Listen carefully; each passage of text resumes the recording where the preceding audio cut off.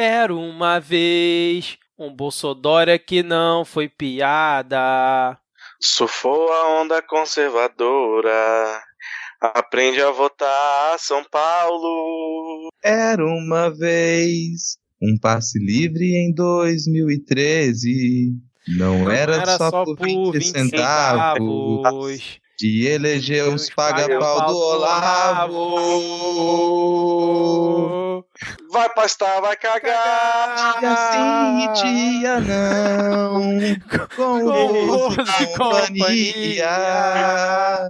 Vai se ver, seu bando de oportunista.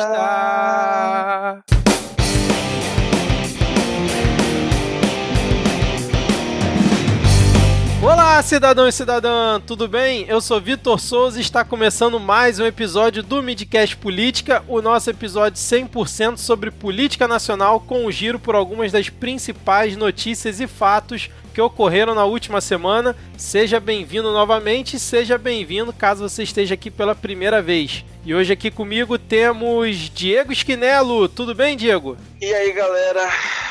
É isso aí, tô cansado, mas vamos lá. O Brasil cansa, né, cara? Aí, completando nosso trio de hoje, Rodrigo Hipólito. Tudo bem, Rodrigo? Não, cara, não tá tudo bem não, mas boa noite aí pra quem tá comemorando, né, o aumento dos índices de emprego. Agora tem tanto emprego no Brasil que cada trabalhador, cada trabalhadora pode ter 2 ou 3 empregos. Olha só que maravilha, né? Pode trabalhar das 5 da manhã até às 5 da madrugada. Olha muito aí, feliz, muito emprego nesse Brasil. Vamos falar sobre isso que está aqui na pauta hoje, hein? Vou trazer aqui um contraponto em relação a isso, hein? Vamos lá. Eu queria primeiro mandar um abraço aqui para Damares, que me respondeu hoje lá no Twitter. Eu ainda tô aqui inebriado com tamanha atenção que ela, no caso o assessor dela, me deu ali. Minhas notificações não param aqui no celular. Muito obrigado, Damares. Um abraço aí para você que estiver ouvindo. Ou para alguém da BIM que está ouvindo aqui esse episódio, né? Bom, como já é de praxe, vamos deixar aqui todo mundo alinhado na mesma timeline e datar o programa informando que estamos aqui gravando diretamente do dia 3 de setembro de 2019.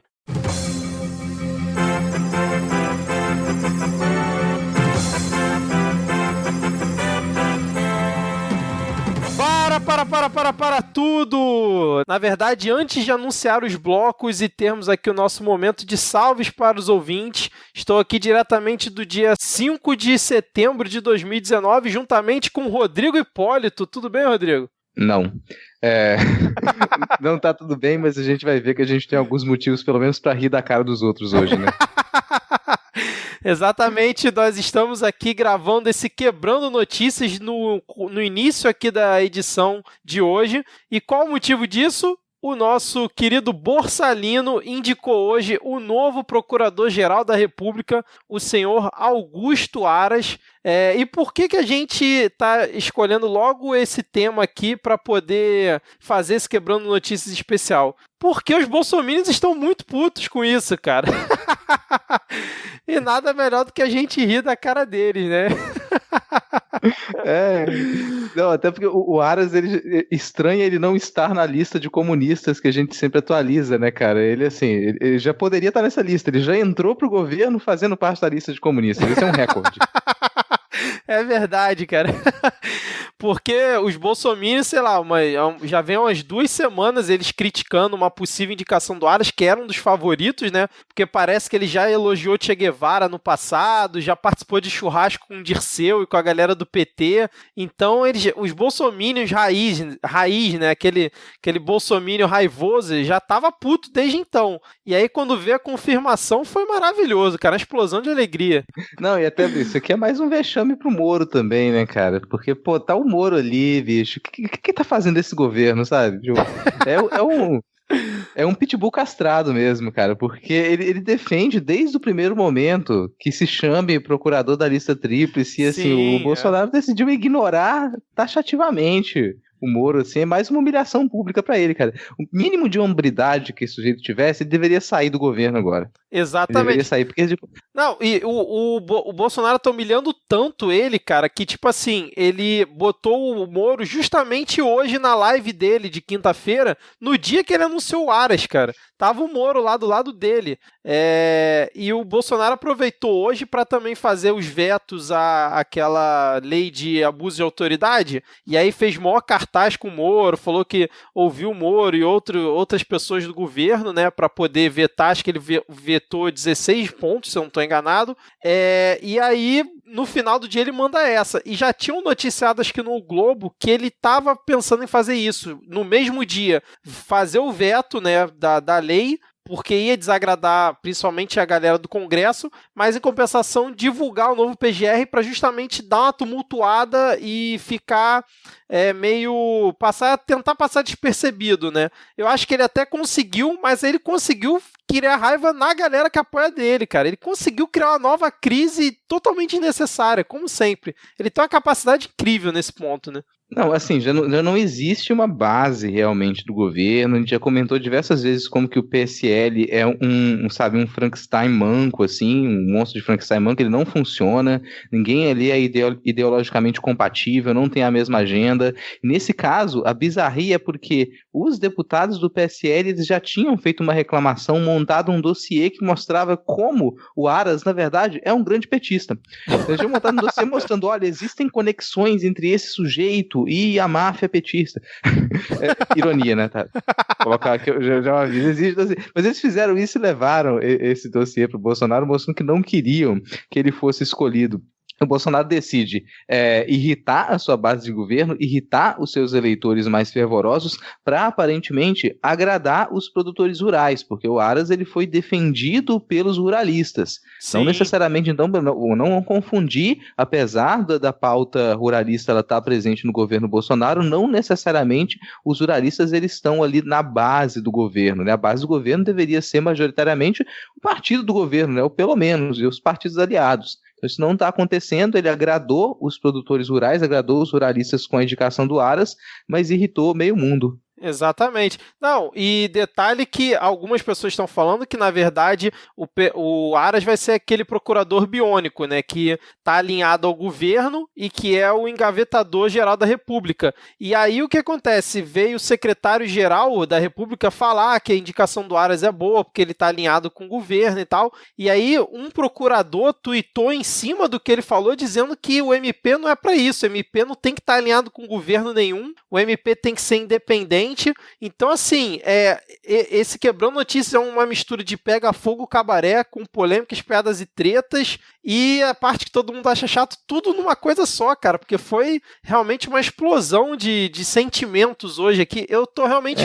Eu tô muito feliz aqui, porque pra mim, hoje, no dia 5 de setembro, é o dia do bolsominion arrependido, cara. Ou o dia do faz arminha com a mão que passa, porque realmente, cara, tá maravilhoso hoje acompanhar o Twitter, depois da indicação. Não, assim, isso é o suprassumo da desgraça que a gente vive hoje. Isso. Porque a gente ri dessa situação, a gente fica muito feliz pela rinha, a gente torce ali pela rinha mesmo, quando tem esses animais brigando, mas na prática, assim, o Aras, ele vai manter algumas posturas que a gente critica. Recentemente a gente gravou um programa muito em cima da pauta ambiental e mostrando os problemas da Amazônia, e o Aras, no sentido de estar alinhado com o governo, ele vai defender essas pautas, então ele provavelmente vai ali funcionar, como você falou, como um procurador biônico, principalmente para esse lado ambiental. Então ele vai piorar o que a gente já teria de perspectiva de ter alguma política ambiental. Ao mesmo tempo, isso também vai servir pessimamente para o Sinistro Salles. É bem provável que a função que o Salles ocupa hoje no governo, tendo um procurador biônico, ela já não exista, assim. Então é muito provável que ele sofra alguns impactos com isso, lembrando que os ruralistas já não estavam muito felizes com o trabalho do Salles no Ministério do Meio Ambiente, né? A Tereza Cristina e ele já tinham tido alguns atritos. Então a gente fica feliz pela desarticulação do governo, a gente fica feliz pela treta, a gente consegue rir deles, mas a gente sabe que o que vem pela frente com o procurador biônico é provavelmente muito pior do que a gente tem percebido nos últimos tempos, assim. Um detalhe que eu vou colocar aqui só é que isso aí vai ter uma guerrinha consequente, né? Uma guerrinha consequente disso, porque o Aras, ele tem um posicionamento com relação à Lava Jato que ele não é tão positivo assim. Então, se o pessoal já estava reclamando que a Dodge estava embarreirando a Lava Jato, você pode esperar que o Aras ele não vai colocar a Lava Jato aí como uma prioridade, defender isso não, ele está indo para outros caminhos, né? Então, só vou contar agora no relógio quanto tempo vai ser para o Salles cair e para o Moro pedir para sair do governo, se é que ainda tem alguma consciência dentro daquele pitbull castrado. Exatamente, cara, você tocou num ponto importantíssimo, porque ontem, no dia 4, depois que a gente gravou, 6 procuradores da Lava Jato pediram demissão, né, da Força Tarefa. Isso que eu não entendi muito bem, eles pediram demissão da Força Tarefa, mas continuam como procuradores, né, pelo que eu entendi, né. Meu entendimento também é esse, eu não consigo imaginar esse pessoal simplesmente abrindo mão do cargo e parando de ganhar aquela miséria que eles ganham, né, apesar de provavelmente não vale a pena, se fosse eles teria pedido, porque é muita miséria, o pessoal precisa ficar fazendo palestra, trabalhar de coaching para complementar a renda. Exatamente. E aí, porque a Dodge, ela levou uma denúncia lá pro STF em relação a uma delação do Léo Pinheiro, lembrei aqui, mas compensação pediu para arquivar uma em relação ao Rodrigo Maia e ao irmão do Toffoli. E aí, 6 procuradores pediram demissão. Eu quero ver se vai ter alguém querendo pedir demissão agora, porque a NPR, que é a Associação Nacional dos Procuradores da República, soltou uma nota repudiando a situação, né, a indicação do Aras, e agora vários procuradores, inclusive dona Monique Schecker, com um avatar MPF em luto. Nossa, que drástico. Exato. E a nota da NPR diz que a indicação dele, né, o desrespeito à lista tríplice, é o maior retrocesso democrático e institucional da MPF em 20 anos, cara. Maravilhoso. E aí... porque desde 2003 que as indicações à presidência da República, elas seguem a lista tríplice, assim. Sim. Desde 2003 isso não acontecia. E os candidatos da lista tríplice, eles já também declararam que eles não vão aceitar receber encargo desse procurador Aras, assim. Então eles vão se desvincular deles, continuam atuando como procuradores, mas eles não vão aceitar cargo nenhum submetido a ele. Então provavelmente vai ter muito procurador querendo trabalhar com ele, com certeza, né? Uhum. Mas esses que seriam os principais nomes ali, inclusive que teriam aval do Serginho, eles já tiraram o pé fora, falando, não vou fazer parte disso. Inclusive o Serginho tuitou, né? Ele fez a declaração dele em relação à indicação do Aras e falou assim: definido o novo Procurador-Geral da República, Augusto Aras, por escolha do presidente, Jair Bolsonaro. Todos os desejos de que faça uma bela gestão. E, como você disse, virou um pitbull castrado, né? Se alguém tinha dúvida que o Moro é um político agora e que quem manda é o Bolsonaro, para mim ficou extremamente claro a partir de hoje e com esse tweet dele. E aí o que aconteceu? Os lavajatistas que apoiam o Bolsonaro por tabela ficaram muito putos e subiram a hashtag Moro 2022. Eu acho que hoje marca a cisão entre esses dois grupos, né? A galera lavajatista e a galera bolsonarista raiz. Eu acho que não tem mais volta, cara, porque por mais que o Aras ele venha a defender algumas pautas que essa galera meio lunática aprova, ele vai acabar engavetando o caso do Flávio Bolsonaro, ele vai fazer algumas articulações que essa galera que levanta a bandeira da corrupção vai ficar puta e que apoia o Moro em qualquer hipótese, né? Pra galera em meia hora conseguir levantar a hashtag Moro 2022, eu também fico pensando o quanto isso não é articulado, né? Porque foi muito rápido, cara. Sei lá, em 1 hora, 2 horas depois, já tinha hashtag apoiando o Moro pra 2022. Porque o pessoal é articulado, cara. O pessoal é articulado. Você pega gente que tá lá, sei lá, em Timor-Leste, a galera que tá lá no Paquistão, entendeu? É todo mundo muito articulado. Então, pra subir uma hashtag é muito fácil, assim. Atentar pra isso, dessa separação, que nessa pesquisa do Datafolha que mostrou a queda de aprovação do Bolsonaro, tem uma distância aí de, acho que mais de 20 pontos, ou 25 pontos de aprovação do Moro pro Bolsonaro. O Moro é o único dentro do governo que tem aprovação além de 50%.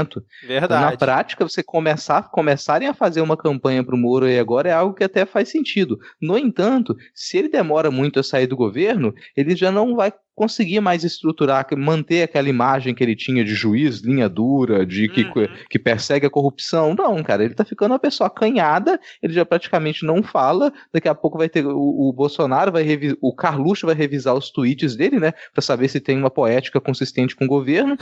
Ele não vai conseguir manter toda essa aprovação se ele não conseguir se mostrar mais. Por isso que eu tô contando aí o tempo pra ver quanto que ele sai do governo, né. Só um detalhe aqui, já que a gente falou em arquivar o caso do Flávio Bolsonaro, o detalhe também é que o próprio Flávio Bolsonaro, ele apoiava outro nome da PGR. Ele apoiava o Antônio Carlos Simões, que é quem já estava junto com ele ali e certamente arquivaria tudo que tocasse no Flávio Bolsonaro, assim. Então ele também foi deixado para trás. Nem os próprios filhos que estavam controlando o monstrinho lá agora eles estão conseguindo, né? O sujeito está com a coleira solta. Exatamente, mas cara, pra mim, assim, em relação aos procuradores que estão xingando muito no Twitter, literalmente, eu queria dizer pra eles que em novembro de 2012 o Bolsonaro disse que não se comprometia com a lista tríplice, né, e que ele não utilizaria a lista tríplice de entidade de procuradores se nomes fossem vinculados à esquerda. E então, assim, alguém tá surpreso por quê? Foi mais do que avisado isso, né, cara? E uma coisa que eu achei interessante, só pra gente já encaminhar aqui pro final, que senão a gente vai fazer um bloco inteiro aqui, mas é porque foi muito bom hoje, cara. Eu tô realmente muito feliz. Eu dei até RT no Gentili, cara. Zoando os bolsominions. Mas o... Aí depois você fez isso pelo celular, depois você desinfetou, passou um álcool em gel. Ai. Inclusive eu vou deixar link para um perfil do Aras aqui na descrição do episódio, caso alguém queira conferir. Mas o que eu mais gostei hoje, cara, foi o Bolsonaro na própria live dele sendo atacado pelos bolsominions. Que ele chegou ao ponto de dizer o seguinte, que não ia mais olhar os comentários da live do Facebook, porque estavam esculhambando a escolha do Augusto Aras, e que ele deve lealdade ao povo, mas não é essa lealdade cega que as pessoas estavam querendo, né? Sendo que alguns meses atrás ele falou que a lealdade dele era pro povo. E aí, inclusive, na página de Facebook dele, ele fez um comentário assim, Gerson Rocha, se você acha que não sou responsável, peço pra sair do meu Face. Muito tiozão, né, cara? Peço sair do meu Face. Peço sair meu Face. Ai, cara. O Deltan também criticou a escolha, falou que ele se une, a galera da Lava Jato, né, se une à NPR, que eu já li a nota aqui, né, de que o debate pelo melhor do país é a causa anticorrupção, seria a escolha do que o próprio Ministério Público aprovou, né, que foi a lista tríplice. E aí o Bolsonaro também nessa live ele soltou a carta coringa dele, né, que é aquele meme e o PT e o Lula. Ele disse que se não confiarem nele em relação às críticas da PGR, mais cedo o PT acaba voltando.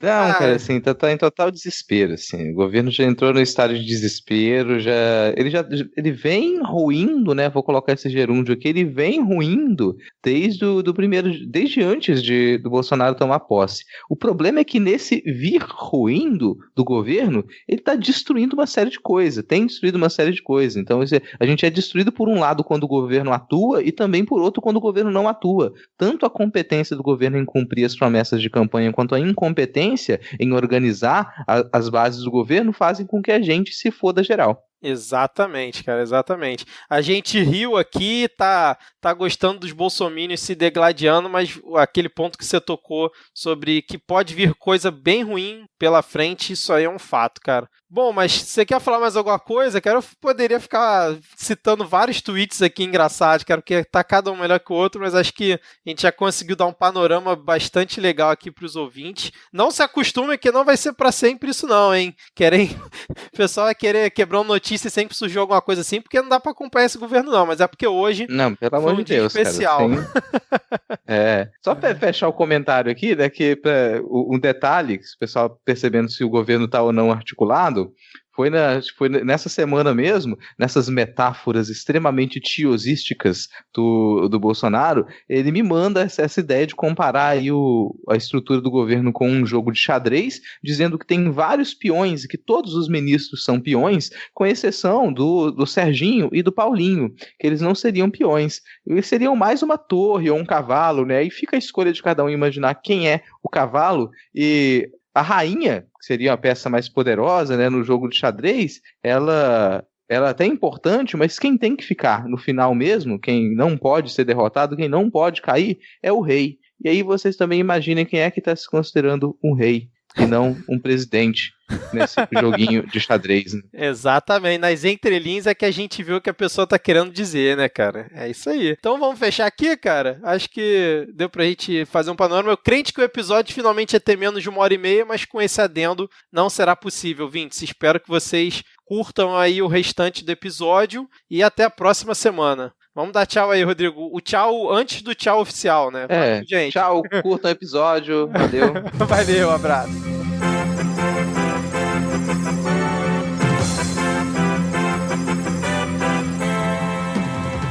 Novamente vamos ter os blocos já tradicionais, com a atualização da lista de comunistas, o bloco de polêmicas, piadas e tretas, depois o bloco do Pega Fogo Cabaré.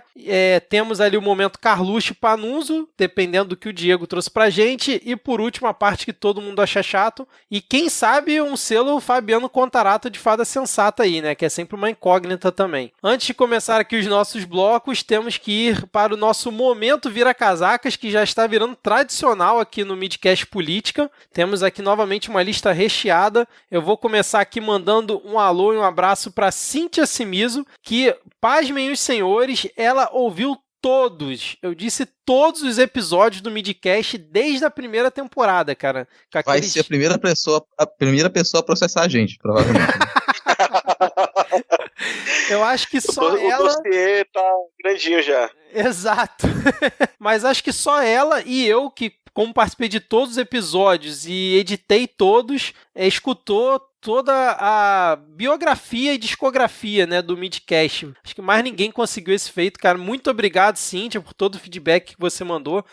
A gente fica aqui realmente muito agradecido. E queria mandar um abraço aqui também pro meu amigo Fernando Duarte, que ele pediu um abraço na semana passada, mas depois que a gente gravou, então não rolou. Então fica aqui um abraço pro Duarte, que já participou de episódios antigos lá do Midcast. Quem mais tem na lista aí, Diego? Cara, primeiramente eu queria usar aqui esse espaço para fazer uma retratação, que semana passada foi aniversário de uma amiga minha, da Cláudia, e ela ficou muito triste porque ela foi ouvir o Midcast esperando que tivesse o feliz aniversário para ela e não tinha, porque eu sou uma pessoa horrível. Ih, rapaz! Então fica aqui o feliz aniversário, Cláudia, e meu e dos meninos também, digam feliz aniversário. Parabéns, feliz aniversário, como se fosse hoje. Você quer cantar Derrama Senhor pra ela, Diego? Pra gente dar uma incrementada aqui? Não, tá suave, tá de boa. Então, beleza. E aí mandar também o que também já tá tão tradicional quanto esse momento aqui, é mandar um abraço pro Adrian Lemos, lá do podcast Volt Ampere, e pro nosso maior divulgador, o @podosfera, o querido Javier. Exatamente. Tem mais nomes aí, Rodrigo? Tem, a gente tem aqui também o Alex Brum, que ele disse que ele é o único ouvinte do Midcast que trabalha na construção civil do Rio Grande do Sul, assim. Então, se tiver mais, eu quero saber, se tiver mais ouvintes que trabalham na construção civil, se manifestem, porque, olha só, ele disse que é o único. Exato. Eu aposto que a gente tem mais ouvintes na construção civil. É o seu dever colocar o Midcast pra tocar na hora do almoço na obra, viu? É verdade.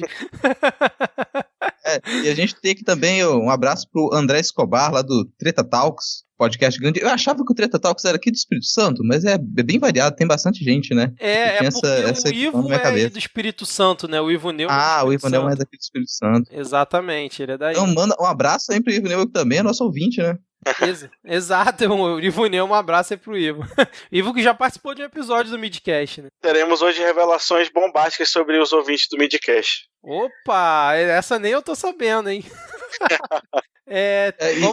Tem que não pedir o abraço, mas eu vou mandar um abraço também pra Roberta S. lá, que ela nos lembrou no Toilder do princípio de precaução no acordo do Mercosul com a União Europeia. E isso considera que a qualquer momento que um país ele imagine que tem algum problema maior com ambiental ou com a segurança dos produtos, ele pode, por precaução, suspender a importação daquele produto. Esse é um mecanismo que a União Europeia já usou em outros momentos, em outras situações, então pode usar com a gente também, né?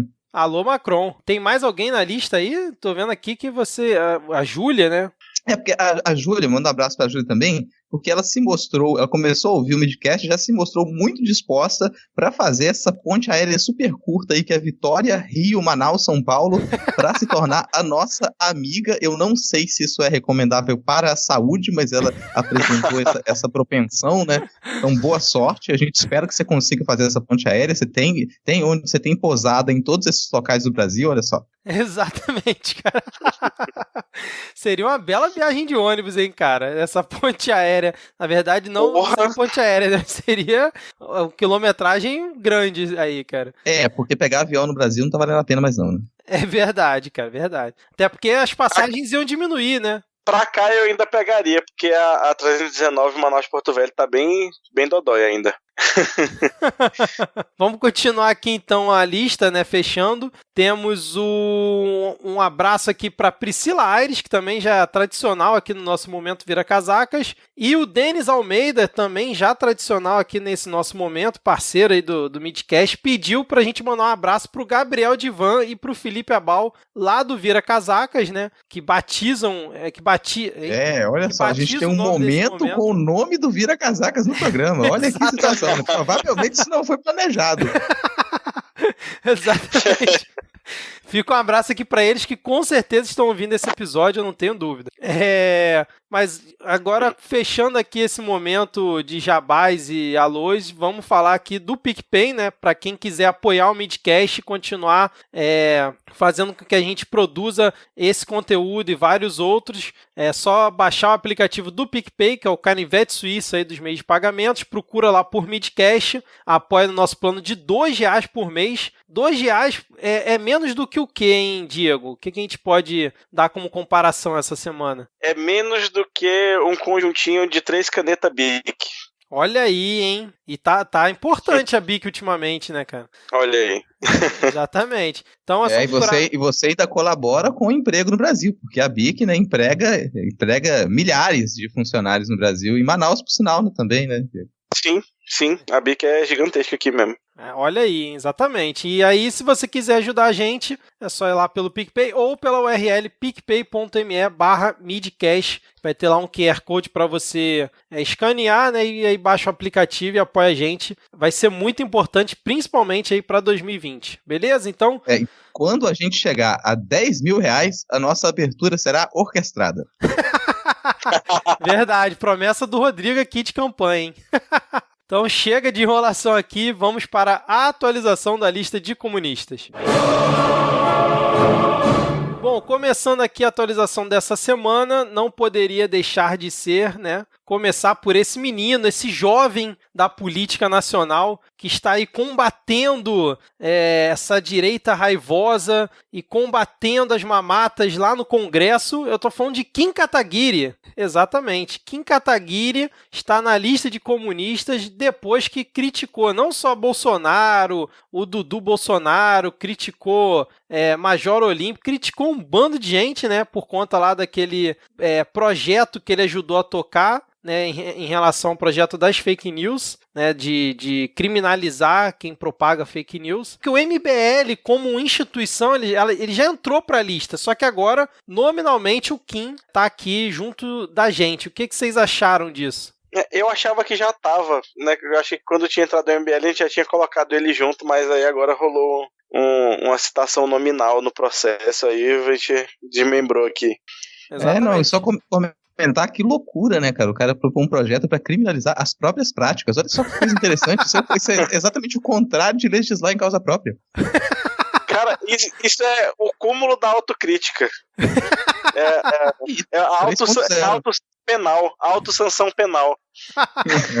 O legal foi perguntaram pro Bolsonaro essa semana, né, sobre o que ele achava do projeto e tal, naquela entrevista que ele dá todo dia no Gradeado. Ele falou que ele é uma das maiores vítimas de fake news no Brasil, que ele, não vê assim, não tem grandes críticas a isso, né? Cara, isso é verdade, sabe? Se você abrir o Twitter do Carlos Bolsonaro, você vai ver um monte de fake news sobre o pai dele lá. Ele vai estar falando que a economia está melhorando, que está gerando muito emprego de boa qualidade, tá falando que o governo está bem, que está fazendo o Brasil crescer. É fake news pra caramba mesmo. Cara, mas o Kim, a gente ainda vai... Vamos deixar pra falar um pouco mais sobre a treta entre ele e o Dudu mais pra frente. Vamos seguir aqui com a atualização, né? Temos também essa semana Maite Proença, que parece que mudou de lado, né? Depois Era uma infiltrada. Ela foi pro lado de lá para descobrir todas as práticas sórdidas e vir contar aqui pra gente da esquerda. Ela tinha sido cotada pra ser ministra? Eu não lembro desse ponto, não. Foi pra qual pasta? Vocês acompanharam isso? Não lembro, não. Mas devia ter sido pra cultura, né? Eu acho, sei lá. Provavelmente, né? Verdade.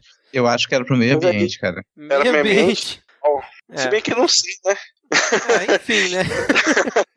Bom, mas é porque ela participou, né, de um protesto aqui no Rio, né, a favor da Amazônia. Acho que a gente até comentou no último episódio, né? Eu até falei a foto dela que dava pra ver a cara do crioulo representando a minha cara naquele momento. Isso, exatamente. Mas aí depois que ela passou a participar, o pessoal pegou no pé dela, né, em relação a ela ter virado de lado, vamos dizer assim, né? Rapaz, eu já me surpreendi que ela tá viva e não tá na Record. Não, na verdade, se ela tivesse na Record, a gente jamais saberia o paradeiro dela, né? Bom, e fechando aqui a nossa lista dessa semana, temos ninguém menos que The New York Times, esse jornal amplamente comunista, né? Lembrando que o prefeito de Nova York já entrou para nossa lista lá no início do ano, depois da crítica ao Bolsonaro, e agora o The New York Times também entra, dizendo que o Bolsonaro é o menor e mais insignificante dos líderes mundiais. Eu acho um absurdo eles terem falado isso, cara. Porque ele com certeza é maior em estatura do que o Kim Jong-un, por exemplo, né? Puta merda.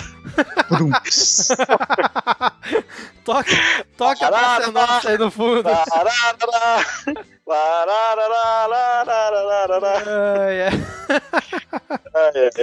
Mas e aí, como é que vocês viram isso? Um abraço pro nosso ouvinte, Casalbé. Casalberto tá escutando? Não, Casalberto é bolsominion, cara. Não tá escutando aqui, não. Cara. Pra entregar depois. Mas e o The New York Times aí? Vocês acham justo essa? Essa do Trump já tinha cantado, né? New York Times só que lá ele não chama de comunista, fala que é tudo fake news, né? Isso, Então já era esperado que fosse declarado comunista por aqui também. Isso só mostra a confusão que o Bolsonaro arrumou mundialmente, né, cara? Que todos os principais jornais do mundo citaram ele de alguma forma pejorativa, né?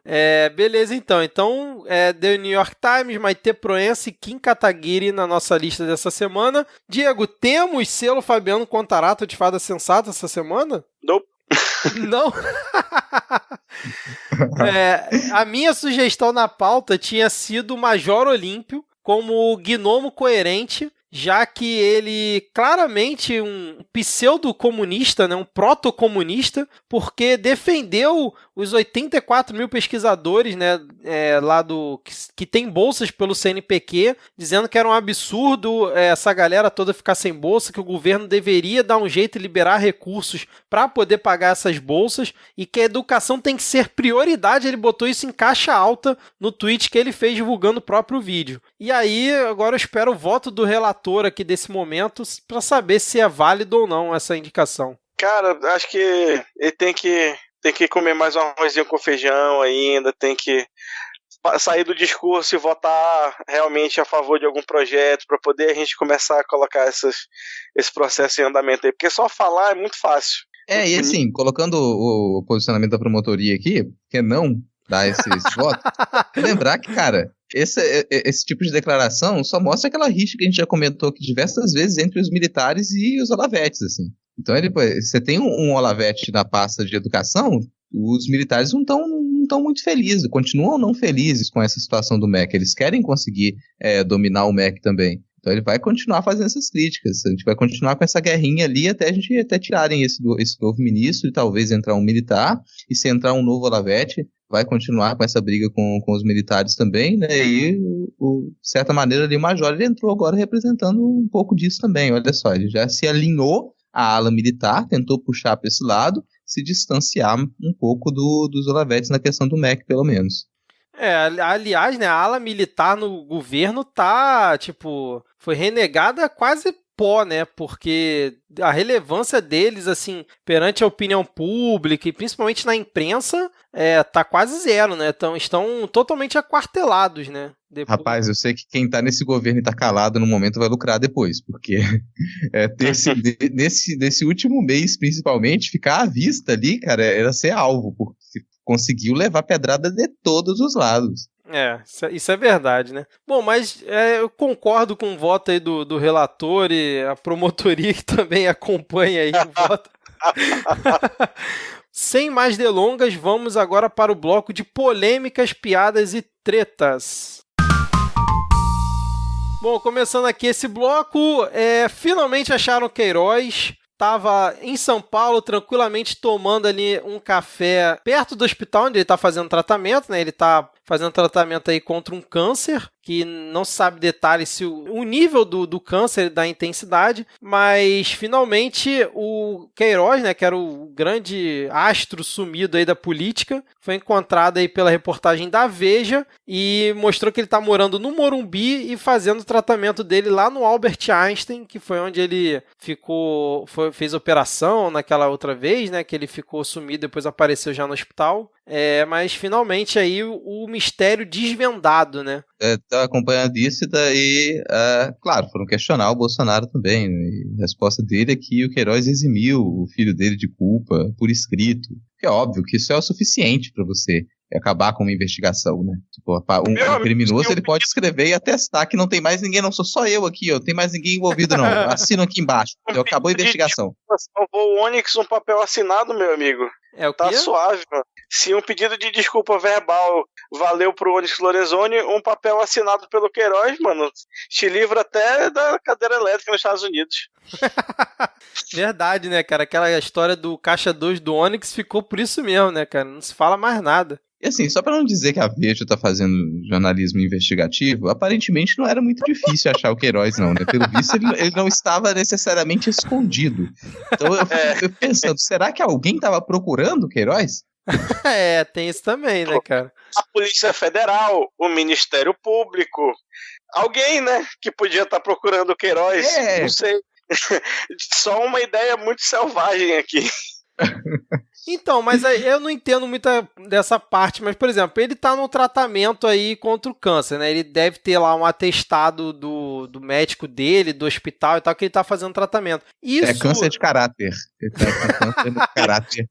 Não vamos agora questionar. Agora você vai querer questionar o Albert Einstein, falando que eles estão mentindo em relação ao câncer do Queiroz, cara? Peraí. Mas não era ele que dizia que as coisas eram relativas?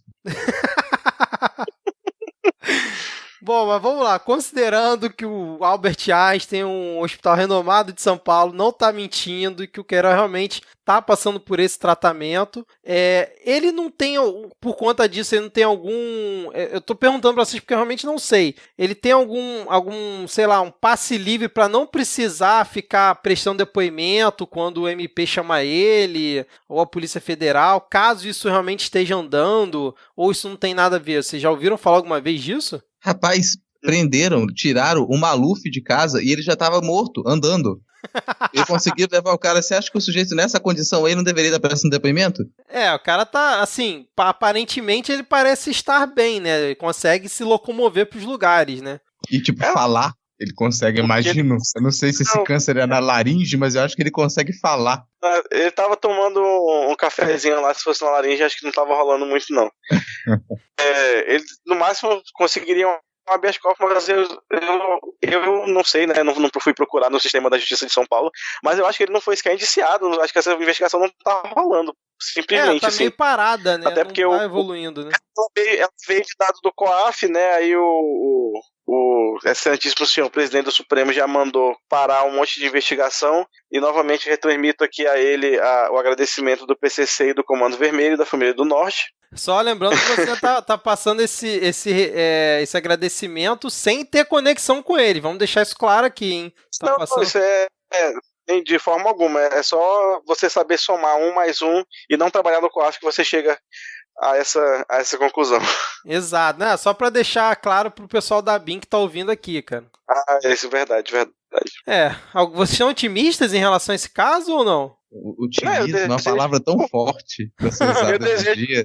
Eu desejo que o Queiroz se recupere plenamente desse câncer aí, que ele fique bem pra cumprir toda a sua pena na cadeia, saudável e feliz. Entendi. Mas você já tá julgando ele, cara, antes da justiça, pô? Você acha que ele é culpado? Cara, se o juiz federal pode proferir sentença antes de ouvir as partes, por que eu nem ninguém posso dizer que acha que o cara é culpado?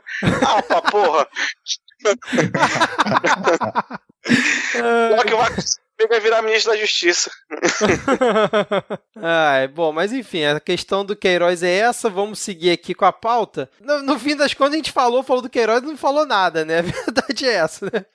É uma não notícia. É uma não notícia, exatamente, né? Uma notícia, no fim das contas. Achamos o Queiroz, mas ele não estava nem escondido.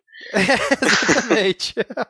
Bom, mas se, assim, confirmando realmente essa questão do câncer dele, eu, assim, apesar de tudo que ele possa ter feito, né, eu desejo aqui a plena recuperação para ele, porque realmente câncer é uma doença maldita, cara.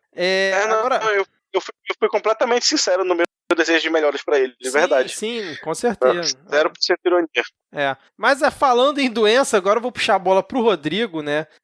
Que viu aí o amigo dele, Sinistro Salles, sendo internado no Hospital das Forças Armadas. É uma doença, né? Falando em doença, vamos falar do Salles. E aí, Rodrigo, foi zica sua, foi olho gordo seu, foi muito ódio no coração, como é que foi, cara? Isso é ecoterrorismo, né, cara, como diz o Boletim B, isso é com certeza ecoterrorismo.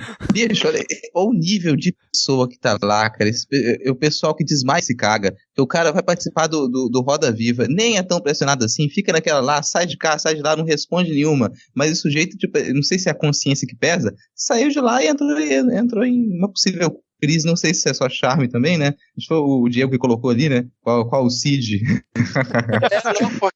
Não, porque eu li o médico e tava dizendo lá que ele chegou alegando um mal-estar, mas ele chegou no hospital com um quadro assintomático e assim permaneceu. Segundo o CID-10, que é a classificação de doenças, esse é o CID-Z027. Para quem não sabe, existe um CID para quando você vai ao médico só pegar atestado. E é esse. É a famosa simulação. Então, quando é um CID para quando você simula que está doente. E que poderia acarretar consequências. Não vai. Mas assim, eu realmente acho que deveria considerar que ele tem uma doença permanente que é ser ele mesmo.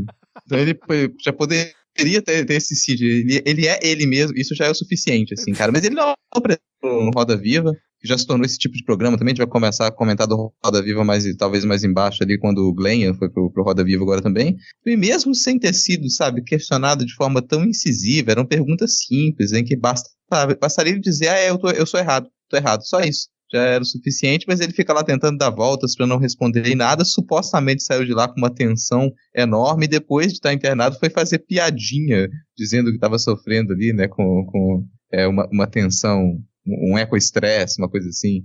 Eco-estresse, caralho. Não, inclusive, acho que ele já tá bem, né? Que ele tá dando entrevista pra supremacista americano, né, cara? Que nem foi essa semana. Nossa. A gente nem vai comentar, não. Não vou comentar, não, senão a gente vai ter que falar o nome da desgraça. Não é palco pra maluco, não. Enfim. Mas vamos seguir aqui. O Ricardo Salles já saiu do hospital, já voltou às atividades e não foi nada, tá tudo certo com ele. Agora eu quero saber, ô Diego, o seguinte, eu vejo muitos jovens e muito pessoal no Twitter chamando as pessoas, ô meu consagrado e tal, para ser aquela coisa de amizade, né? Aqui no Rio rola também bastante. E agora o Macedão, né? O Bispo Edir Macedo pode finalmente chamar o Bolsonaro de meu consagrado? É isso? Já que efetivamente ele consagrou o Bolsonaro na igreja dele? Rapaz, eu na qualidade de pessoa religiosa do recinto, dizer que poder chamar ele pode, mas dizer que acreditar nessa consagração aí eu fico meio cético, meio ateu perante essa consagração aí, porque meu amigo... Assim, ele foi consagrado o quê? Porque a pessoa é consagrada a alguma coisa, foi consagrado o quê? Não, a pessoa é sagrada alguma coisa, é sagrado cavaleiro. Consagrado a alguma coisa, a um deus ou a um santo, então etc. ele foi consagrado ao Bispo Macedo, o Bispo Macedo, eu vou consagrar a mim, foi isso? Deve ser isso, vai ser consagrado aos 4 cavaleiros do Apocalipse, qualquer coisa nesse sentido, assim, que traz pontos alguns. Puta que pariu. É só comentar disso aqui, eu sei que é piada de texto, a gente deve falar mais à frente sobre a pesquisa que indica a queda de aprovação do Bolsonaro, mas ele tem insistido cada vez mais no eleitorado evangélico, porque o restante do eleitorado tem diminuído, assim. Sim. Então, esse é o último refúgio dele e ele vai continuar tentando se inserir cada vez mais, né? Se a gente consegue ter um diálogo maior com a população evangélica do país, a gente retira esses últimos alienados, assim, essa galera que está sendo manipulada, está sendo enganada. Abre o olho, irmão. Bom, vamos adiantar aqui para fechar logo esse bloco com 2 mamatas, uma que eu acho injustificável e a outra eu queria ver a opinião de vocês, que é... A primeira foi o Ernesto Araújo dando carona para a esposa dele no avião da FAB para ela passar umas fériasinhas em Paris, né, enquanto ele estava lá pro encontro lá da OCDE, que ocorreu em maio, e aí ela que também trabalha como diplomata, mas não teria direito a fazer essa viagem no avião da FAB e foi junto ali com o seu esposo para poder ir para Paris. É mamata total essa aí, né? Não tem nem o que discutir. Uma FAB é praticamente aí uma empresa de viagens, né, cara? Daqui a pouco a FAB já vai estar fazendo excursão pra Disney. Decolar.com, né? Tipo decolar.com. Ai, caralho. É FAB de Famílias Aéreas Brasileiras. Engraçado é que ele foi contra uma cartilha que o próprio Bolsonaro tinha divulgado no início do ano, né? E aí perguntaram essa semana pro Bolsonaro o que ele achava, ele falou que não via nada demais no caso e que ia conversar lá com o Forchanceler, né? Nunca tem nada demais, né? Quando a mamata é próximo dele, né? Impressionante, cara. E a outra... Onde é que ela foi passar as férias mesmo? Paris. Daquele país comunista, né? Exato, exatamente. E aí a gente teve um outro caso que foi o filho da deputada Carla Zambelli, do PSL, furando a fila e conseguindo uma vaga no Colégio Militar de Brasília. Para vocês terem uma ideia, em 2017 tiveram 1.212 candidatos para 25 vagas. E esse ano ela conseguiu, junto ao... Deixa eu ver aqui, junto a quem? Calma aí. Quem que ela fez? O comandante do exército que dá essa autorização. Isso, exatamente. Ela conseguiu que o filho dela entrasse lá porque ela tinha ameaças em relação à vida do filho dela, à integridade do filho dela, e ela achou que o colégio militar era o único possível para que o filho dela realmente tivesse a segurança necessária depois de todas as ameaças que ele recebeu, né?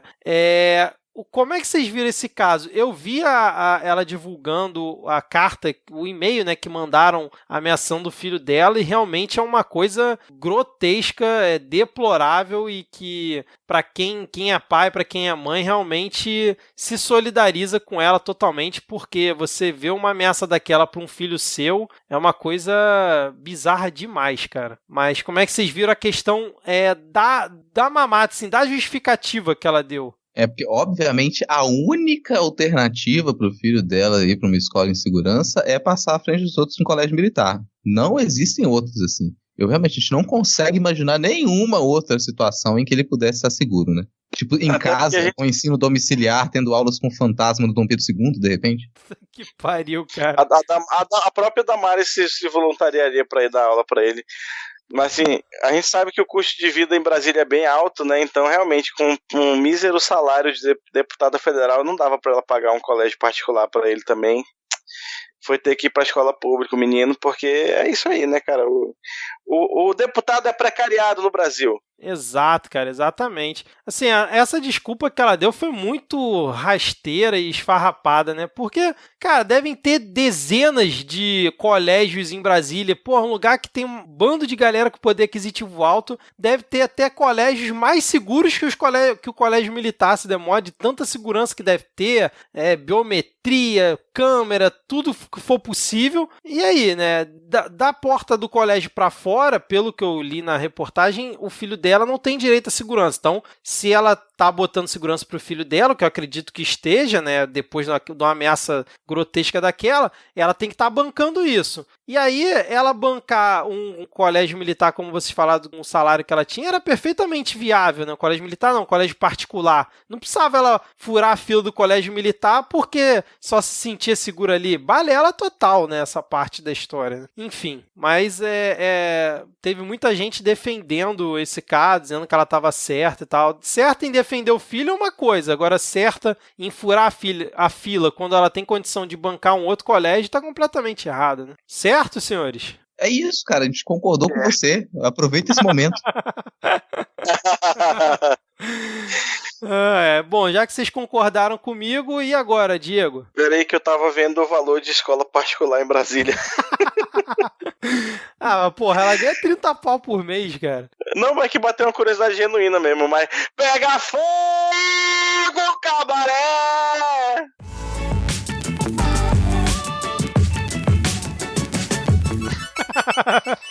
Bom, começando aqui mais o Pega Fogo Cabaré, e agora voltamos novamente a ele, o astro desse episódio, né, Kim Kataguiri, que agora resolveu entrar no embate acalorado, vamos dizer assim, né, com Dudu Bolsonaro, nosso futuro embaixador, e, cara, foi um fogo no cabaré impressionante, porque foi uma troca de acusações e xingamentos entre os dois que eu, pelo menos, fiquei surpreso, cara. Como é que vocês acompanharam isso aí? Vocês viram essa treta toda aí?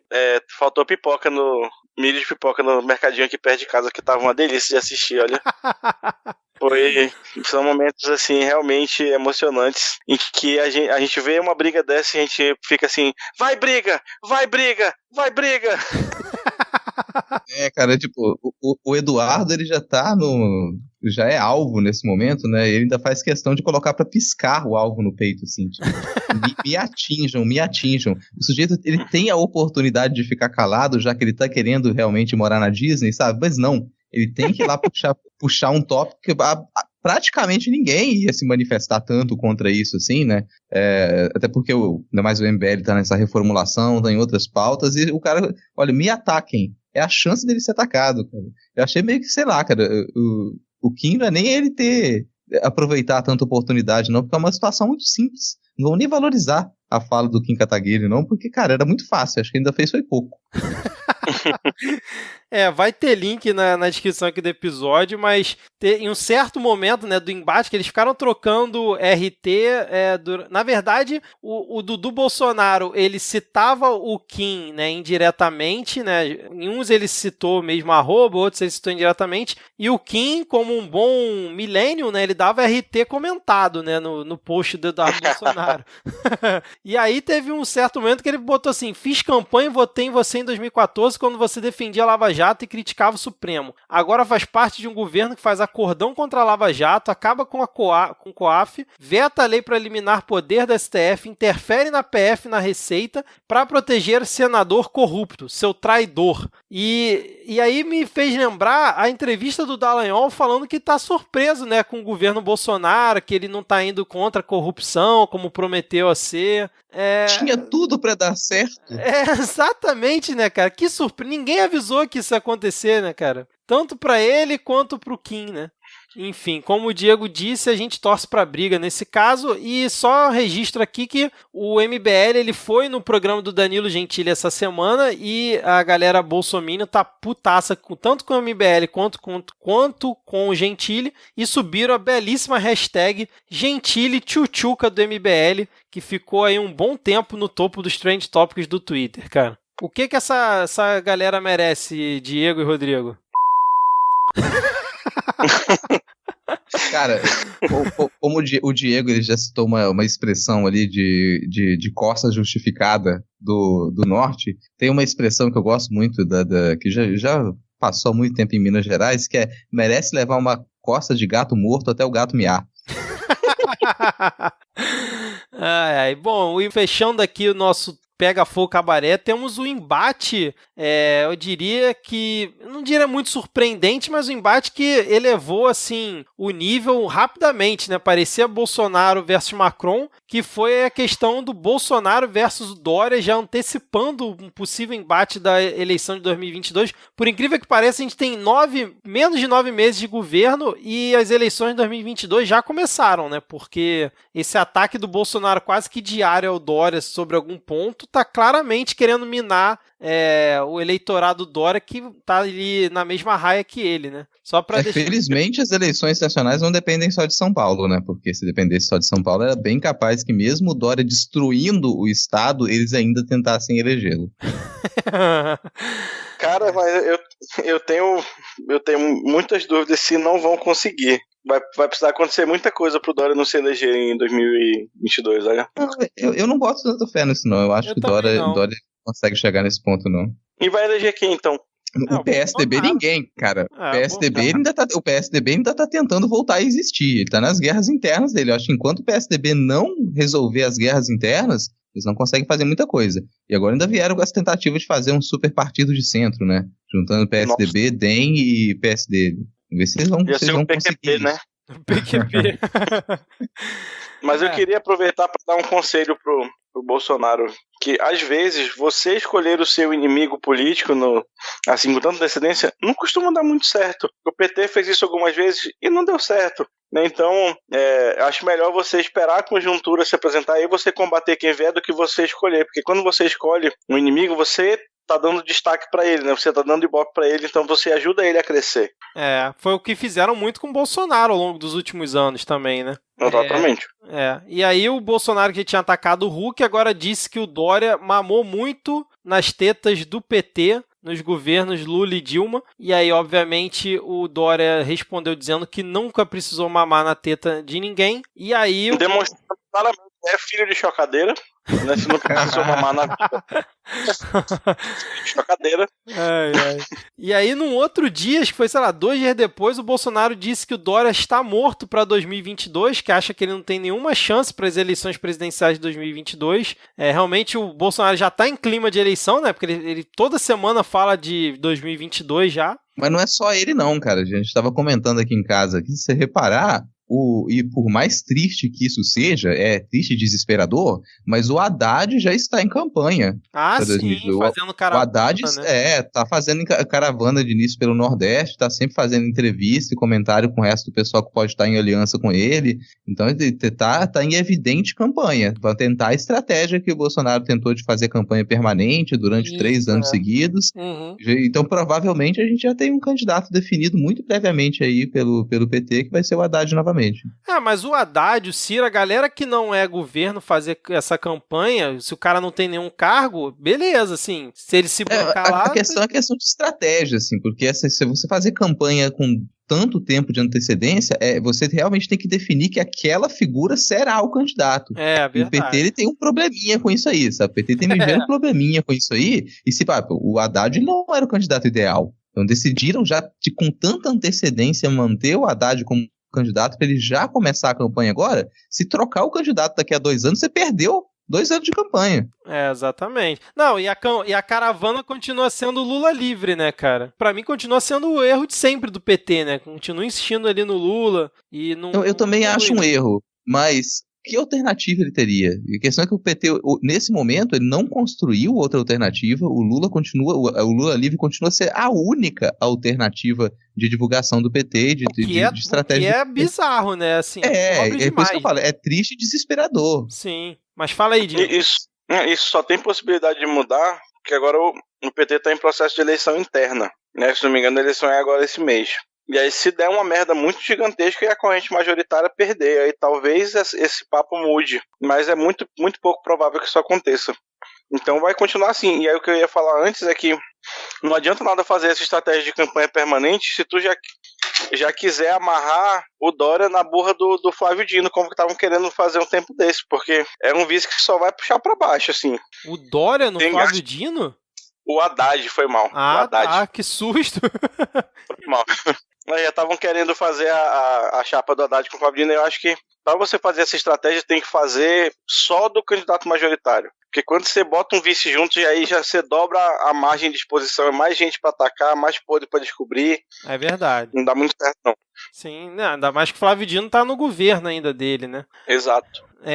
E aí, só fechando aqui, o Bolsonaro hoje criticou uns livros didáticos, né, que estavam sendo divulgados na rede estadual de São Paulo, que apresentava como utilizar a camisinha, né, para prevenção de doenças sexualmente transmissíveis e falava alguns pontos sobre a questão de identidade de gênero, e eram livros para o 8º ano do ensino fundamental, e o Bolsonaro chegou até ele essa questão e ele divulgou atacando o Dória respondeu imediatamente dizendo que mandou recolher tudo e que era contra essa ideologia de gênero. E aí, em um certo momento, a Damares também tuitou em cima disso. Foi quando eu respondi o tweet dela e, incrivelmente, ela, ou o assessor dela, sei lá, me respondeu. E aí, por isso que eu até comentei no início que o meu celular tá com notificação o tempo inteiro. Mas, assim, mais um ataque do Bolsonaro em relação ao Dória no curto espaço, né? Tentando aproveitar o máximo possível as brechas que o Dória tá dando, né? Mas é isso, o cabaré tá pegando fogo em relação à disputa presidencial já de 2022. A gente talvez fale um pouquinho mais pra frente, mas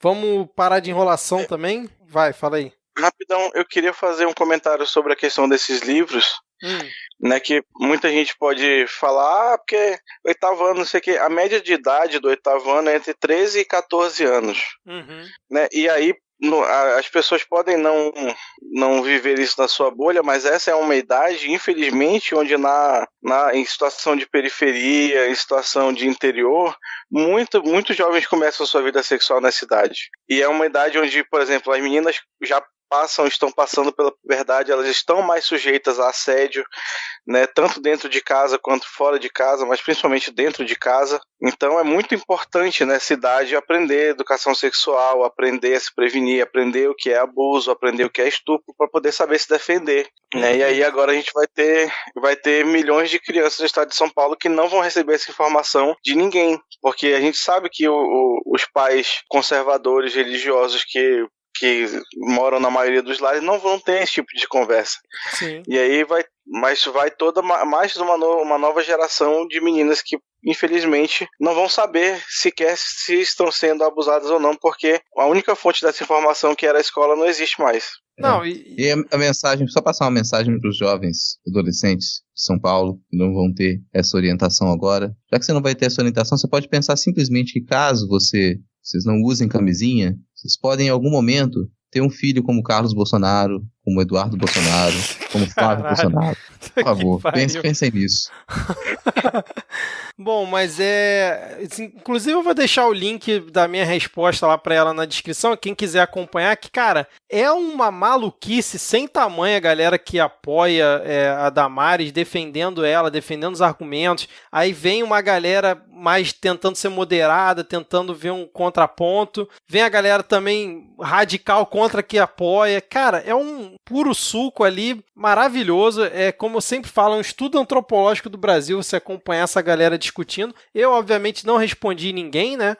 E a pergunta que eu fiz para Damares, que foi a seguinte, eu não estava nem entrando no mérito da censura ao livro, do recolhimento dos livros, porque a gente, querendo ou não, eu concordo integralmente com o que o Diego falou, mas o governo atualmente lá é conservador, direita, extrema-direita, seja lá o que você quiser falar, do Dória, e óbvio que saindo uma notícia dessa, ele não ia deixar o negócio acontecer, né? Mas a minha pergunta para ela foi a seguinte, beleza, você tá barrando agora no 8º ano a questão do livro e da informação, mas em qual idade que é pra gente começar a falar sobre isso? Porque não pode simplesmente você barrar o material e, tipo, não fala em nenhum momento da vida do aluno, você comenta sobre esse assunto, sobre educação sexual e tal, em nenhum momento. A criança vai crescer, vai chegar até a faculdade sem ter tido contato nenhum na escola com isso. E aí, obviamente, ela não me respondeu, né? Porque, enfim, né? Eu acho uma pena o recolhimento dos livros, mas se é o governo conservador que tá lá, paciência, é continuar enchendo o saco e perturbando ele, mas também não fazer nada, não definir nenhuma idade mínima, não tem como, né, cara? A resposta honesta que ela te daria, sim, porque não era o assessor, que era o assessor ali, não era ela, se ela fosse realmente ela responder, ela te diria que sexo deve ser só pra procriação. Provavelmente depois do casamento. Enfim, né? Vamos fechar por aqui esse bloco. Vocês querem falar mais alguma coisa ou a gente pode seguir? Não existe ideologia de gênero. Não existe ideologia de gênero. Não existe.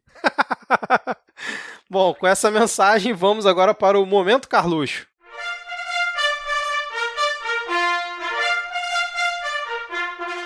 E aí, Diego, você trouxe alguma coisa pra gente essa semana do Carluxo? Cara, ainda não é o momento, mas eu queria pedir ajuda antes de ler o tweet do momento. Que tem um tweet dele aqui com uma enquete. Enquete? Inclusive já tá encerrada, né? E aí a pergunta era a seguinte: quem é o mais vagabundo solto que pode ser preso a qualquer momento por corrupção?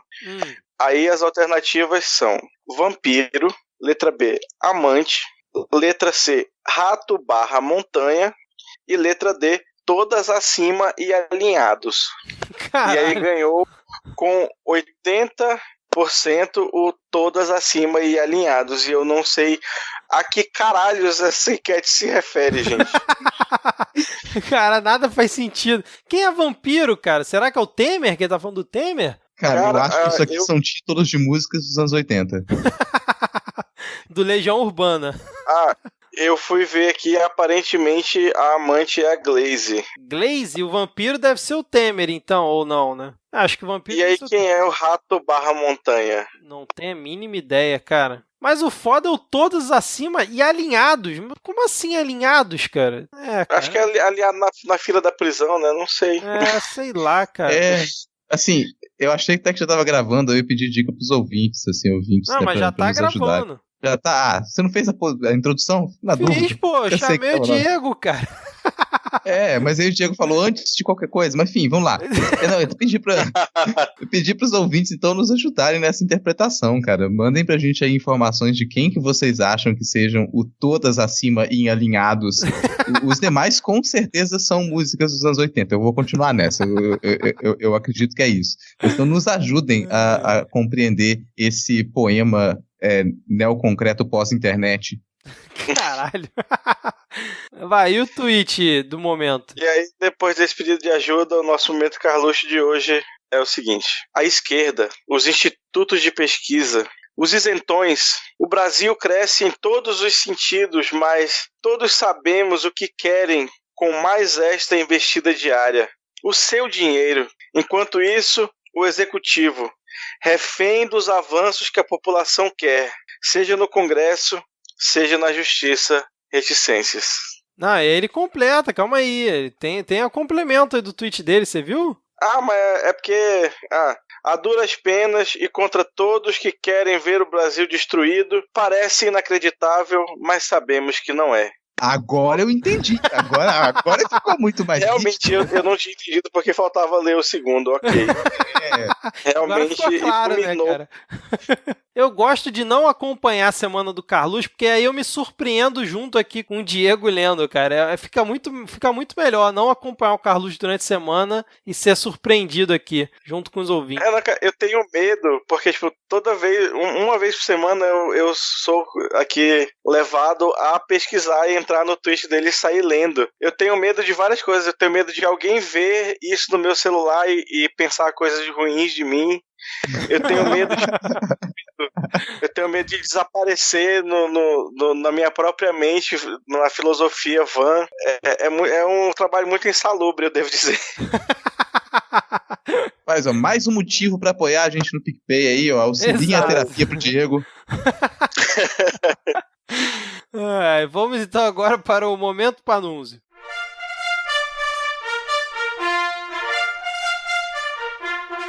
E aqui neste momento eu quero anunciar o que eu falei lá no começo do programa, que eu tenho revelações sobre nossos ouvintes, porque Zé de Abreu é ouvinte do Midcast e eu posso provar. Zé de Abreu? No dia 31 de agosto, o Zé de Abreu postou um print do tweet do Carluxo que não foi nada mais nada menos do que o Momento Carluxo da semana passada. Ou seja, ele ouviu o midcast, viu o Momento Carluxo, pegou o link do tweet e foi lá replicar o tweet. Mas claro que isso é impossível, cara. E notem que ele tenta interpretar o Twitter. Então ele fala, ó, ele fala por metáforas? Pergunta Zé de Abreu. E aí o Panunzio zoa isso, né? Ele fala que na próxima encarnação ele será um músico chamado Djavan.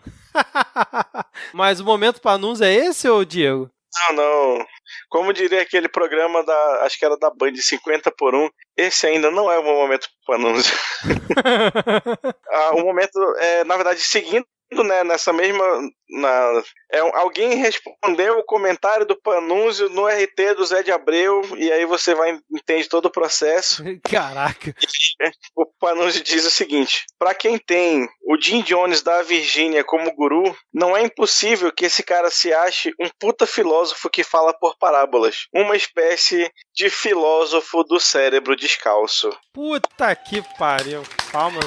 Parabéns. Filósofo do cérebro descalço. Maravilhoso isso, cara. Usarei pra vida isso. Isso combina muito, assim, lembrando que o vô, né? Como diz o pessoal do Nada Tá Bom Nunca, o vô recentemente ali, quando ele, não sei onde é que ele tava, dando uma declaração com uma faixa de Miss, ele foi comentar que ele formou uma fábrica de gênios. Eu vi esse vídeo hoje, cara. Só pra quem não tá ligando os apelidos à pessoa, a gente tá falando do Olavo de Carvalho, tá, gente? O Jim Jones da Virgínia e o vô. Ai, cara. É isso aí. Então, fechamos aqui o Momento Panunzio, que essa maravilhosa frase, cara, vou levar pra vida, sério mesmo. Filósofo do cérebro descalço. Muito bom, cara. Bom, então vamos agora finalmente pra parte que todo mundo acha chato. Bom, começando aqui esse último bloco, eu queria aqui declarar que vocês reclamam que eu não deixo vocês falarem do Lula, defenderem o Lula aqui, em off, tá? Mas eu queria deixar claro que eu concordo com o Lula. Finalmente eu posso dizer aqui que eu estou concordando com uma declaração do Lula quando ele disse que a Lava Jato tem coisas que foram verdade e não deve ser totalmente anulada. Olha só, vocês que me criticam por não deixar vocês falarem do Lula, tô eu falando do Lula e concordando com ele. Vocês agora grita, Lula livre. Grita aí, Lula livre. Vocês viram essa entrevista dele aí? Comentando assim. Pro Lula eu vou dizer uma coisa, cara. Até um relógio parado dá a hora certa 2 vezes ao dia. É só isso. Não, e com certeza se ele sair de lá, assim, ele vai falar, não, realmente a Lava Jato ele cometeu um acerto que foi prender o Palocci, vamos manter o Palocci preso. Ele vai querer falar que foi o grande acerto. Cara, hoje tava no primeiro lugar no Trending Topics o show do Palocci, mas cara, tá tão feio que você pode ver que ninguém da grande mídia tá ligando porque já tá tão feio, tá tão ruim, que puta que pariu. Cara, eu confesso que eu nem me interessei em acompanhar isso aí, porque quando vê Palocci já não tem muita credibilidade, né? E assim, a Lava Jato, a Vaza Jato também, ela tá nesse mesmo tópico, né, tá começando também a se tornar um pouco mais do mesmo, algumas coisas saíram essa semana, que acho que de mais importante, de forma geral, assim, né, foi novamente mostrar que tinha predileção para algumas denúncias, mostrar que haveria possível lavagem de dinheiro para o grupo Silvio Santos também, que é algo maior, né? Sim. Isso é algo grande, mas no geral, esse vazamento de informação para a imprensa já começa a não surtir tanto efeito, apesar de serem coisas graves e a gente deveria estar se perguntando como que o Deltan ainda não perdeu o cargo dele, porque tudo que está mostrado isso é impressionante, cara. E não perdeu. Então, independente agora do que mostrar, poderia mostrar qualquer coisa que já não está surtindo mais o efeito que deveria ter surtido lá no começo. Teve a entrevista do Glenn no Roda Viva, né? Que foi assim um show de horrores em boa parte da entrevista. Tiveram algumas perguntas ok, principalmente as intervenções da Daniela Lima, que eu confesso que tenho curtido ela nos últimos Roda Viva que eu assisti. Mas aquela jornalista que chegou pro Glenn e falou: então é melhor demitir todos os jornalistas e contratar só hackers, né? O Glenn, ele olha com a cara pra ela e fala assim: oi? Aí ela repete a pergunta, ela repete a afirmação, cara. Eu até comentei no Twitter que essa repórter, não lembro o nome dela, ela no dia seguinte não tinha nem que voltar, não tinha nem que ir pra redação da revista ou do jornal dela, porque deve ter passado uma vergonha enorme com a galera que trabalha com ela, né? Como é que a jornalista fala isso numa entrevista, cara? Ah, você tá considerando que ela teria como sentir vergonha por alguma coisa, né, cara? Não sei se é o caso, assim, só lembrar. Já que o Vitor é que tá se tornando muito famoso aqui, quando te chamarem pra Roda Viva, você recusa, tá? Não é o tipo de lugar em que as pessoas têm que se meter mais. O programa morreu, aquele programa acabou. Desconsiderem a possibilidade de ir pro Roda Viva, tá? Qualquer pessoa que for chamada. Daqui a pouco, sei lá, vão chamar. Já estão chamando qualquer um de vez em quando. Eu acho que foi um vacilo do Glenn ter aceitado. Necessidade nenhuma dele ter aceitado. A gente já sabe o que tem acontecido com aquele programa. E você vai se aceitar. Pô, foi bem ainda, porque poderiam ter pegado uma série de youtuber de extrema direita maluco e ter colocado lá pra entrevistar o cara. Isso podia ter acontecido. Mas enfim, né? Vocês querem falar mais alguma coisa ou a gente pode ir pro próximo tópico aqui? Próximo tópico. Beleza. Atualização aqui sobre a questão lá das queimadas na Amazônia, né? A gente fez o programa quase que inteiro passado sobre isso. Está se discutindo no governo a possível extensão da GLO, foi decretada na semana passada. Teve também a questão da notícia que saiu que ocorreu atraso na contratação de brigadistas por parte do IBAMA, que isso pode ter favorecido no alastramento ali do fogo. Tem também a questão que foram reduzidos os números de focos de queimadas, né, depois da ação conjunta. Os próprios governadores estão divulgando isso. Ainda está acontecendo alguns focos, mas já diminuiu bastante. Mas aí teve o belíssimo decreto do governo federal definindo que durante 60 dias era proibido fazer queimada no Brasil. Vocês acham que o pessoal cumpriu isso? Cara, eu acho que é tão efetivo quanto a lei anticrime. Inclusive, o nome é bem, né? Exato. Bem parecido. Mas aí foi bacana que 2 dias depois ele falou que é o seguinte, anteontem eu falei que não pode queimar em lugar nenhum, tirando os lugares que pode. E aí ele liberou queimadas fora da Amazônia Legal 2 dias depois. Exato, cara. Dependendo do que tivesse autorizado, podia voltar a queimar sem problema, né? Só dentro desse tópico também, a Raquel Dodge, acho que foi ontem ou hoje, ela declarou que, pelos dados, as queimadas na Amazônia são culpa do crime organizado. Opa, sim, temos o Sherlock Holmes aqui, hein? Sim. A ideia de crime organizado no Brasil é uma coisa muito, muito generalista. Assim. Qualquer tipo de organização no Brasil pode ser considerada criminosa. Se organizou, a gente já organizou um movimento estudantil, chamou União Nacional dos Estudantes, criminoso. Você não pode organizar. A sindicato dos professores, criminoso. Organizou qualquer coisa, você ataca como criminoso. Então vai saber também se ela não está falando de uma organização de ONGs, né? A organização criminosa.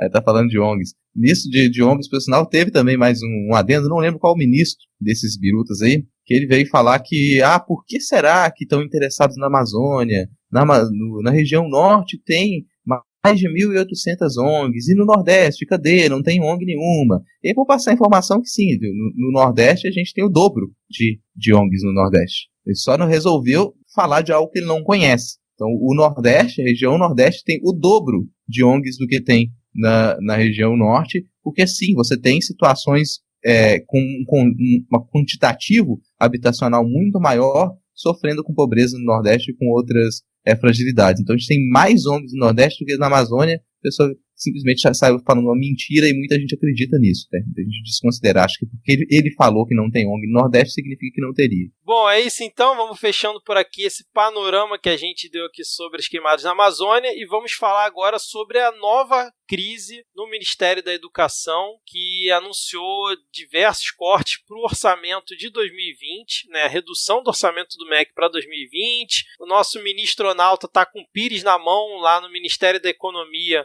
para tentar um orçamento e uma verba para o Ministério lá de Ciência e Tecnologia para 2020 e para esse ano ainda. E teve também o anúncio do MEC cortando 5.600 bolsas do CAPES, que, assim, tem gente que falou que foi corte, tem gente que falou que, na verdade, foi suspensão, porque quem está recebendo bolsa do CAPES continua, mas as bolsas que estavam previstas para começarem a partir agora de setembro, né, para os próximos 4 meses, essas não vão iniciar Então, quem estava esperando vai ficar esperando mais um tempo, mas quem já estava recebendo continua, né? Eu acho bom diferenciar isso, assim, para os ouvintes, né? Porque, olha só, tem que diferenciar muito bem. Se as bolsas tivessem sido cortadas, as pessoas não receberiam as bolsas. Se as bolsas tivessem sido contingenciadas, as pessoas não receberiam as bolsas. Vocês percebem a diferença? Nítida, né? Não, e aí tem a questão também... Não, só rapidinho, Diego. Tem a questão também do CNPq, que disse que não tem verba para bancar mais as bolsas a partir desse mês, e por enquanto ainda está em impasse, né? O governo ainda não liberou, são acho que um pouco mais de 300 milhões, né, para poder pagar o restante das bolsas até o fim do ano. Pode falar aí, Diego. 300 milhões ou, sei lá, uns 2 deputados votando na reforma da Previdência, né? Mas é foda porque... O pessoal eles usam uma linguagem muito cretina, falando, não, a gente cortou as bolsas que não estavam sendo utilizadas. Mas, por exemplo, eu comecei o mestrado agora esse mês. Junto comigo entraram outras 15 pessoas. E várias dessas pessoas, inclusive a maioria delas, não trabalha. Então, essas pessoas utilizariam essas bolsas que seriam disponibilizadas. Mas agora, as pessoas vão ter que fazer um mestrado do próprio bolso. E nem todo mundo é filho da Carla Zambelli. Entendeu? Que tem um dinheiro bom aí pra poder sustentar os estudos. Então é foda, cara. Lembrando que a gente chama de bolsa e tal, as pessoas acham que a galera tá estudando, mas não, isso é o trabalho da galera, só pra deixar claro, porque tem gente que ainda acha que a pessoa tá só estudando de bobeira e comendo dinheiro do governo. Não, sei lá, que acha que bolsa é algo que você ganha sem fazer nada também, né, cara? Você tem que comprovar que você tá fazendo alguma coisa, você tem que comprovar que você tá trabalhando, você tem que comprovar que você tá realizando pesquisa. Ninguém quer trabalhar de graça. Realizar pesquisa é trabalho, cara. Você está na universidade, mesmo o estudo na universidade, ele não é um estudo vazio, é um estudo em direção à produção de conhecimento para a sociedade. Então essas pessoas, elas têm que receber por isso. Você tem que receber, senão você está trabalhando de graça. E pode parecer que essas são bolsas de pós-graduação, recebeu o exemplo do mestrado, que são as que estão sendo cortadas mais diretamente, mas tem que sim ser retirado bolsa da graduação. Aqui na UFES houve a necessidade, por conta do corte orçamentário, de retirar bolsa de incentivo à pesquisa na graduação. Então a gente já não vai ter essas bolsas agora pro próximo semestre, né? Aqui na UFAM reduziram bolsa de monitoria, bolsa de PIBID, de PIBIC, todo quanto é programa de iniciação a qualquer coisa, reduziu. E aí a previsão para 2020 é que em valores absolutos, né, o valor repassado ao MEC seja 18% menor que em 2019, passando de 122 bilhões para 101 bilhões. Então, ou seja, o arroxo vai ser ainda maior e a expectativa é ficar a situação ainda mais precária, né, para o ano que vem. Sim, já teve universidade cortando todo o pessoal de limpeza, então a universidade não tem como promover mais limpeza, não tem como ligar um ar-condicionado numa sala super quente em uma universidade do Nordeste, como é que você vai conseguir manter um laboratório? Então tem espaços e tem equipamentos que eles precisam ser mantidos de certa maneira. Se você não consegue pagar energia elétrica, se você não consegue pagar ar-condicionado, aquilo lá está invalidado, você invalidou aquele laboratório, então a universidade vai fechar. Basicamente isso está acontecendo, assim, a gente não conseguiu pagar pessoal, agora não consegue pagar a bolsa também, lembrando que muito da universidade também funciona por esses bolsistas que são estagiários, de certa maneira, né? Então eles estão ali ganhando aquela bolsa para fazer movimentar aquele laboratório, para fazer movimentar a secretaria, o trabalho de monitoria deles é extremamente necessário, e agora cortando essas bolsas, já tinha cortado aqueles 30% que era para a gente pagar, por exemplo, o contrato do pessoal de limpeza. Realmente o objetivo direto aí é que a gente feche as universidades públicas, que a gente não promova mais ensino público gratuito e universal. Lembrando que essa proposta do orçamento ainda tem um longo caminho, vai passar pelo Congresso e tal, mas o que o governo está levando como previsão para 2020. Né? Pode ser que essa coisa mude, pode ser que piore, pode ser que melhore, tem que acompanhar, mas o atual cenário é esse que a gente está descrevendo. E aí, Diego, queria levantar um ponto. Além disso, a gente teve as intervenções do governo, né, em diversas reitorias ao longo de universidades federais no Brasil. Vocês querem comentar algo ou eu só posso citar aqui e deixar o link na descrição para quem quiser ver? Vocês querem falar alguma coisa rapidinho? Não, cita aí, eu quero comentar uma coisa mais depois disso. Tá, não, é só citando aqui, né, que o governo até o momento interveio em 6 de 12 nomeações de reitores de universidades federais, né, até agosto, vai ter link na descrição. Um dos lugares que não é universidade, mas que também teve intervenção do governo, foi na Cefet, que a galera tá resistindo lá bravamente, estão botaram interventor para correr um dia e no outro fizeram um protesto gigante lá contra ele, então a galera continua não querendo que esse cara que o governo indicou assuma. Vai ter link também na descrição desse dia de protesto, mas eu queria tocar num ponto, Diego, que você mesmo comentou lá no nosso grupo, que foi a mídia focando na questão da carta que o Weintraub mandou. Era isso que você queria comentar? Não, mas vamos lá. Nesse caso, e aí juntando, né, esse caso do Weintraub que mandou uma carta aí pedindo por favorzinho para o ministro da Economia liberar verba, e aí juntando a deplorável cena do Marcos Pontes ter dito que implorou ao Paulo Guedes que liberasse o orçamento do CNPq para esse ano, e dizer primeiramente do quão ridículo é você ter um ministro de Estado tendo que implorar ou tendo que pedir para o outro ministro de Estado garantir que o Estado funcione, né? Isso é de uma bagunça tão escrota, é tudo tão mesquinho, entendeu? Tudo tão pequeno, tão nojento nesse governo, velho. E aí outro aspecto que eu queria comentar é que o pessoal zoou muito o Weintraub lá, o menino Abrão, porque ele escreveu paralisação com Z 2 vezes nessa carta que ele mandou pedindo por favorzinho. E aí fizeram um puta alarde, porque ele escreveu errado. Falei, cara, tudo bem, ele deve ter um monte de assessor que devia revisar esse documento, mas sei lá, cara, todo mundo tem um peido mental de vez em quando eu escrevo, sei lá, vizinho com S ou com Z, não sei nem qual é, olha aí, aconteceu de novo. E aí eu acho que a gente de novo fica parado nessas besteiras, nessas polêmicas idiota, tipo, se você quer xingar o Weintraub, ele já deu assim um rol de motivos assim, maior do que o Sertão. Não precisa, sei lá, fazer disso notícia. Pega essa notícia e fala, ele escreveu com Z, que merda. Mas olha só que merda muito mais fedida e muito pior, ele tá tendo que pedir por favor do ministro que libere dinheiro, cara. E pensar que a gente já viveu num país que tinha, sei lá, 50% do lucro do pré-sal destinado para educação. Pensar que antes, em vez de ficar tentando lutar por migalha para garantir uma bolsa de R$400 que impede um jovem da periferia de passar fome quando vai para a faculdade, a gente lutava para ter 10% do PIB investido em educação. Entendeu? A gente já teve, sei lá, tão melhor, cara. Antigamente eu tinha detergente no meu laboratório para lavar a vidraria. Agora, se o professor não tirar do bolso dele, eu não tenho. É tudo tão pequeno. Essa galera fica querendo cortar em besteira, enquanto redirecionam milhões para comprar votos de deputado, para levar parente para Paris, para fazer casamento, pra fazer a puta que o pariu. E aí a gente deixa de pagar a mixaria que faz a ciência crescer no país, porque, como disse o professor lá da universidade, ninguém é professor e pesquisador aqui nesse país por dinheiro, não, porque não dá dinheiro, mano.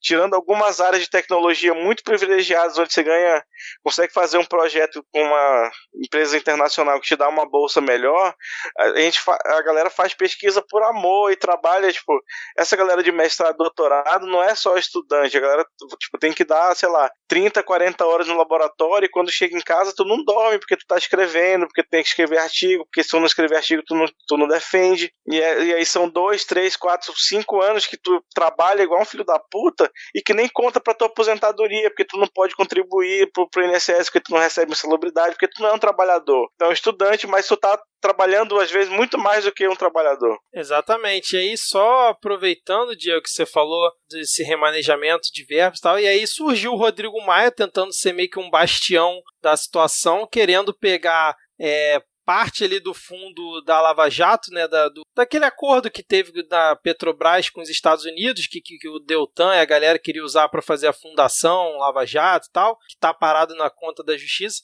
parte usar para combater, né, a questão da queimada da Amazônia, e parte para justamente ajudar a pagar essas bolsas e ajudar a dar um gás ali no MEC. Ele acaba surgindo como uma voz assim coerente no meio desse mar de incoerentes. Você quer falar alguma coisa aí, Rodrigo? Não, então algumas coisas só para complementar. Os objetivos do Weintraub e dessa tomada do MEC, eles ficam nítidos, né?